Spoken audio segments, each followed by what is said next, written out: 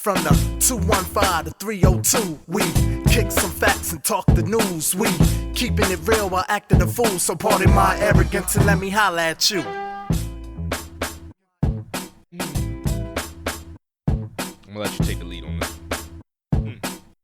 We are at a moment in time where open racism, open prejudice, open stereotypes is not only accepted, regular, but praised, approved. There's no way in hell I should be rewarded for being a bigot. There's no way in hell, right? Facts. So with that being said, lady, I remember where she from. Y'all know the damn story. In the playground, kid goes in her diaper bag, small child, 5. Calls him all kinds of N words and this and third. That's not the problem here. Because, people racist every day, B. Yeah, we've been dealing with that our whole life. So it's like, I hear that and I'm walking past it and I hear that. I feel like if I see it, if I'm in a park with my kid and I see her say that to a 5-year-old, I'm going to be forced to be. Yeah, I'm gonna activate. I'm at least it's like, who the fuck you talking to, yo? Right. I'm gonna say something like that, right? But it gets recorded, this, that, and the third, and then, villagry. Cause and effect. This is one of the main, it keeps recurring in this podcast that we're currently doing. Cause and effect. You say some wild ass shit. You do some wild ass shit. Just because that you racist behind doors every day at your house, you decide to be that in public and it gets caught on tape. You made that effect. Facts. So all that shit is coming back on you. So, they harassing her and shit like that. She probably got a bunch of niggas anyway. But you harassing you, leak your social security number, all this wild shit happening, right? She starts a GoFundMe to help her with her stress or whatever she's losing. Shit almost had ill, bro. Because she called a child a nigga. Toddler. At that. So the bigotry and the racism is celebrated. It says a lot about the country that we live in, bro. Bro, I do some wild ass shit. Oh my God, woe is me, Judge Mathis. Oh my goodness, I can't believe it. I can't live in this life. Please help me. Nah, yo, we all stand with you, girl. We understand these fucking goddamn gorillas is taking over all goddamn shit too. Take this money. $650 from one donation dude of a racist ass bull talking so we can go ahead and get these streets back, yo.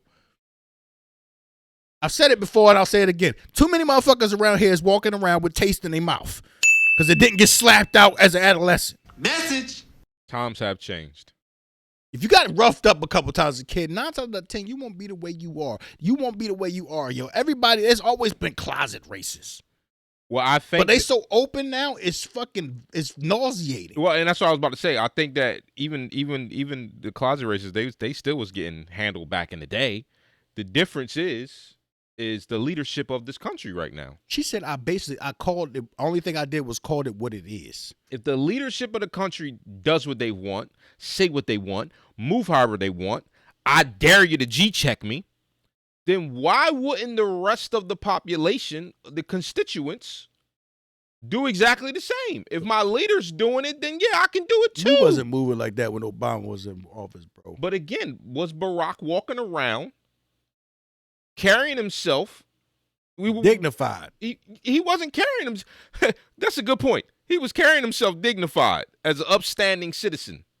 And I think there was probably more upstanding citizens during that 8-year run that I had ever seen in America. And I'm not talking about just one skin color. I'm talking about as a population as a whole during that 8-year run. It was a good time to be alive. Everybody was getting along, was harmonious. Even people who didn't like him, they still knew that they knew their place. They knew that, you know what, I'm going to not like you, but I'm going to do it in a dignified way because I want to move the leader. You know what I mean? Now the leader is look.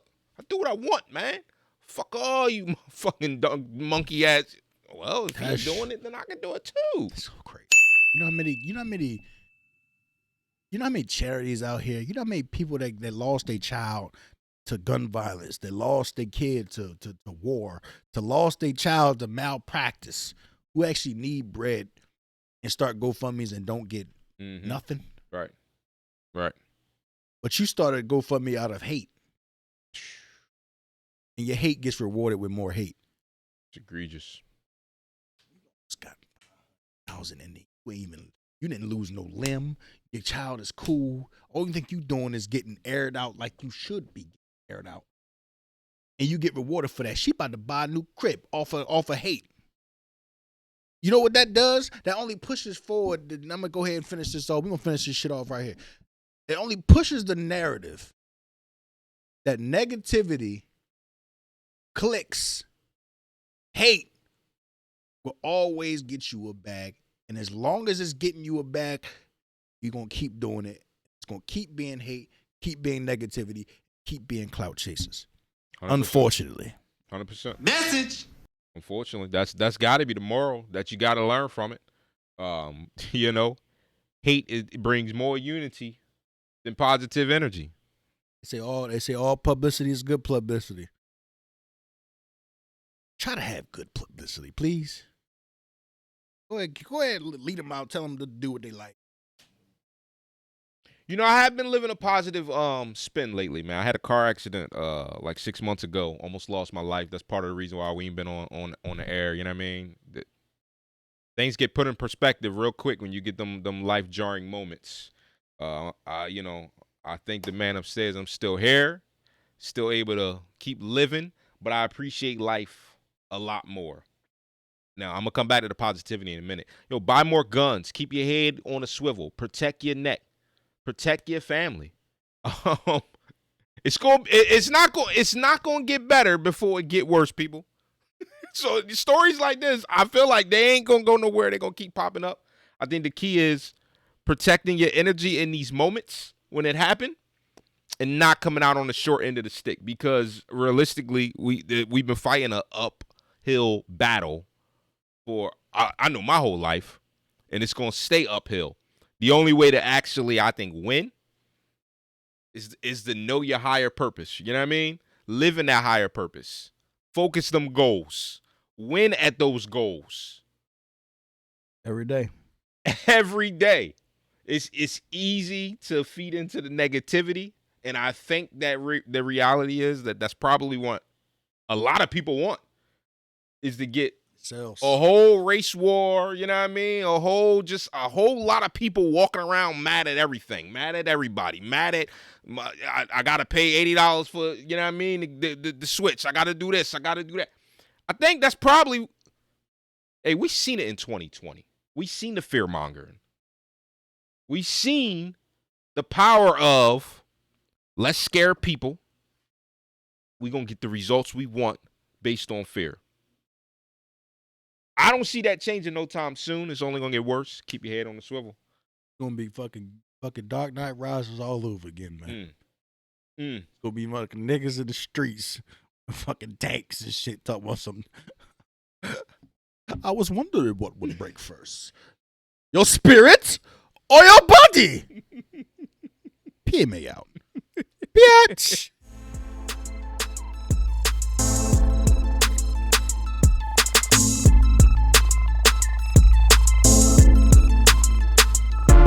From the 215 to 302, we kicking some facts and talking the news. We keeping it real while acting a fool. So pardon my arrogance and let me holla at you.